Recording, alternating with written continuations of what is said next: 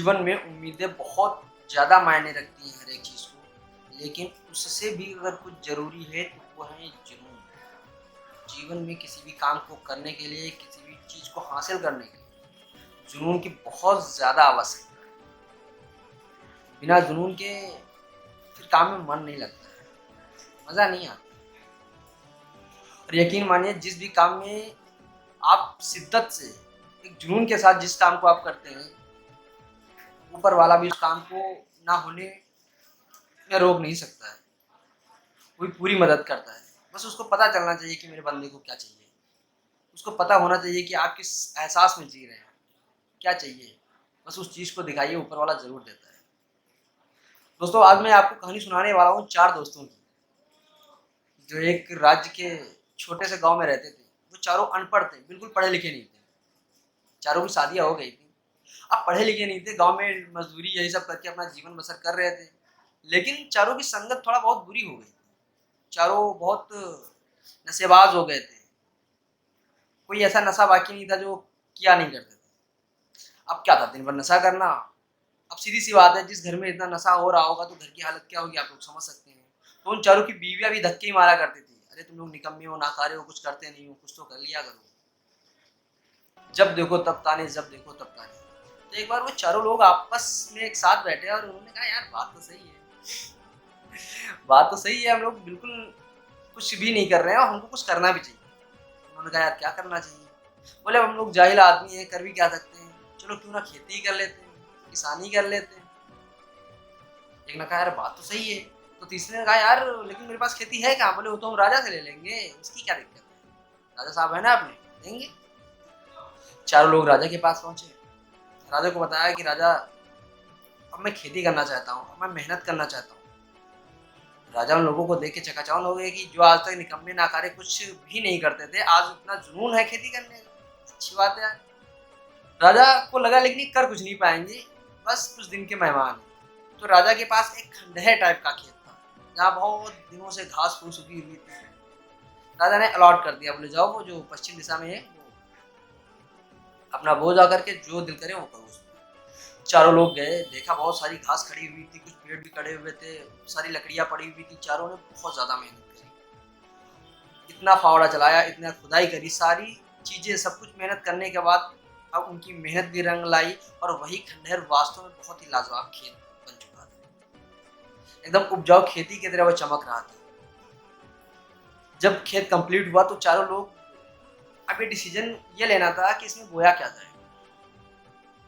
एक ने कहा क्यों ना गेहूं बो दिया जाए। दूसरे ने थप्पड़ मारते हुए कहा पागल है क्या, अरे कौन सींचेगा, कौन काटेगा, कौन खानेगा, ये सब कौन कर पाएगा, मेरे बस की तो बात नहीं है, इतना मेहनत वाला काम अपने को नहीं करना, ये सस्ता काम ढूंढो ना यार। दूसरे ने कहा यार गन्ना बो दिया जाए कैसा रहेगा। उसने कहा यार काम तो इसमें बहुत है ना, इसमें भी निराई करना, गुड़ाई करना, एक एक को सही करना, मेंटेन करना, बहुत भाई मेहनत का काम है, अपने सुना होगा।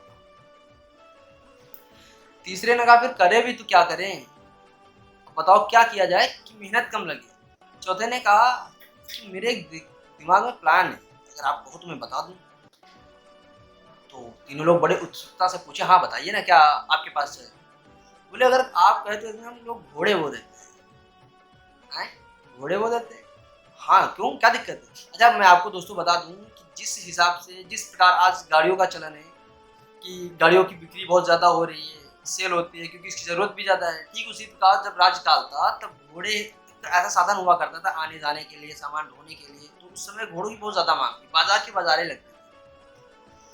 तो इन चारों ने डिसाइड किया कि चलो क्यों ना घोड़े बो दिया जाए, कुछ करना भी नहीं है, बस बो दो, बड़े होंगे और बाजार में बेच लेंगे। मजा आ गया यार, प्लान तो जबरदस्त था। चारों ने डिसाइड किया तो घोड़े ही बोना है इसमें। चारों पहुंच गए राज दरबार में। राजा से कहा राजा खेत तो तैयार हो गया, अब मुझे बीज चाहिए। राजा ने कहा कोई बात नहीं, ले जाओ बीज। अपने एक सैनिक को भेजा, बोले जाओ गोदाम से जो भी दिल करे इनको बीज दे दो जाकर के। सैनिक लेकर के चारों को उस गोदाम में पहुंचा, पूछा हाँ भैया क्या बोना पसंद करेंगे, कौन सा बीज आपको चाहिए। एक ने कहा देखो यार बढ़िया नस्ल वाले घोड़े के बीज दो। सैनिक कह रहा क्या, कह रहा सुनाई नहीं दिया, अरे घोड़े का बीज दो, घोड़े का, गाय की अभी 4 महीने बाद बाजार लगने वाली है, वहां बेचना है। सैनिक कह रहा सुबह ही सुबह पी के आ गए हो क्या तुम लोग? उन्होंने कहा ज्यादा कानून हमें मत समझाओ, आपको जो मैं बता रहा हूँ वो आप सीधे सुनो। सैनिक परेशान होकर के राजा के पास गया। राजा भी सुनकर बड़ा आश्चर्यचकित हुआ। उन चारों को बुलाकर पूछा तो चारों ने कहा कि हमें कुछ नहीं पता, हमें तो घोड़े चाहिए। राजा ने सोचा कि यार अब इन लोगों से क्या माथापच्ची करना। उनके अस्तबल में एक लंगड़ा घोड़ा था, बहुत कमजोर भी हो गया था। उन्होंने कहा ठीक है जाओ उसी को दे दो, जाकर के अपना बोलेंगे, जैसे भी पैदा करना है पैदा करेंगे, जैसे भी उपजाना है उपजा लेंगे। वो चारों लेकर के उस लंगड़े घोड़े को कहते हैं कि खेत पर गए और उस बेचारे घोड़े के छोटे छोटे टुकड़े करके पूरे खेत में फैला दिया। घोड़ों की बुआई हो गई। अब फिर क्या था, चार लोग थे, खेत के चारों कोनों पर मचाने पड़ गए, बड़ी बड़ी टॉर्चों के साथ लाठी डंडे रख लिए, क्योंकि पता नहीं कब घोड़े जाम उगा है और ऐसा ना खेत से भाग जाए। तो इसलिए उन लोगों ने चारों कोनों पर मचाने डाले।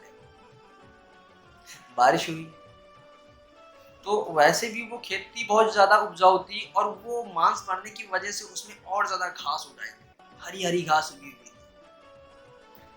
50 सिर्फ उसमें घास रहे थे। पता नहीं घोड़े निकलेंगे कि नहीं निकलेंगे, मैटर नहीं करता, लेकिन वो लोग बहुत शिद्दत से, एक जुनून था कि मुझे घोड़े बेचना है। चारों लोग लेटते थे। लगभग 3-4 महीना हो चुका था, मेला स्टार्ट हो चुके थे। मेला भी तब 2-2, 3-3 महीने चलता, क्योंकि दूर दूर से व्यापारी आते थे, टाइम लगता था लाने में ले जाने में, इस वजह से कोई 1-2 दिन का मेला नहीं होता। खैर कहानी चल रही थी, सब कुछ घोड़े बोए जा चुके थे, बचाया जा रहा था, पता नहीं कब होगा है। जब मेला चल रहा था तो किसी एक दूर शहर का एक व्यापारी अपने काफी अच्छे खासे घोड़ों के साथ, जिनकी संख्या काफी मात्रा में ज्यादा थी, उनको ला करके वो बाजार को बेचने के लिए आ रहा था उसी रास्ते से। लंबा सफर होता था, 2-2, 3-3 दिन रास्ते में लग जाते थे। अब जब उस खेत के पास पहुंचा तो शाम हो चुकी थी। व्यापारी ने सोचा क्यों ना अपने घोड़ों को चरा लिया जाए, हम भी आराम कर लेते हैं, सुबह निकल जाएंगे। उसने अपने सारे घोड़ों को उन्हीं खेत में कर दिया। अब खुद जाकर के आराम करने लगे। घोड़ों के आहट से एक की आंख खुली, उसने टॉर्च लगाया, अरे पूरा का पूरा खेत घोड़ों से भरा हुआ था। फटाक से उठा, उसने दूसरे को उठाया, उठ, सोता ही रहेगा क्या, जब घोड़े निकल जाएंगे। दूसरा भी फटाक से उठा, अरे वाह घोड़े तो रातों रात हो गए। ऐसे करके चारों जगह, और उन चारों ने उन घोड़ों को बांधा एक बड़े से पेड़। सारे घोड़े बंधे हुए थे। सुबह जब व्यापारी की आंख खुली तो उसने देखा उसके घोड़े सब बंधे हुए थे। वो जाकर के उन चारों के पास बोला, भैया घोड़े मेरे, हमें दे दो। तो एक ने कहा ज्यादा परेशान मत करो, सुबह सुबह 4 महीने से जगी रहे नहीं घोड़ों के लिए और बहुत ज्यादा मेहनत करी है, ऐसे हम कैसे देते। व्यापारी की भी सटक गई, बोला घोड़े बोए थे आपने? बोले और क्या, बोए नहीं थे, ऐसे उगाए हमारे खेत में, कहीं और नहीं निकला है। व्यापारी बोला नहीं, हम बेचने जा रहे थे, घोड़े मेरे हैं। चारों में अच्छी खासी बहस होने लगी, हाथापाई होने की नौबत आ गई। व्यापारी बोला अगर आप मेरे घोड़े वापस नहीं करोगे तो मैं राजा के पास जा रहा हूँ, मैं राजा से शिकायत करूंगा। एक ने मुस्कुराता हुआ बोला जाइए ना, ये खेत भी राजा का है और बीज भी राजा का है और इसका बटाईदार भी राजा है, चलो राजा के पास। 5 के 5 लोग पहुंचे राजा के पास। व्यापारी ने बात बताई कि मैं अपने घोड़ों को बाजार में बेचने के लिए जा रहा था, रात में सिर्फ चराने के लिए इनके खेत में कर दिया, अब ये कह रहे घोड़े मेरे हैं। राजा भी मुस्कुराया। तो उन चारों में से एक ने बोला, राजा साहब सब छोड़िए, ये बताइए वो खेत किसका है? राजा ने कहा मेरा है। बोला उसमें जो बीज मैंने डाला था वो किसने दिया था? राजा फिर मुस्कुराता हुआ बोला, हाँ वो भी मैंने ही दिया था। बोले जब खेत आपका है, बीज भी आपने दिया और अब ये कह रहे हैं कि घोड़े मेरे हैं। राजा भी फंस चुका था अपनी बातों से।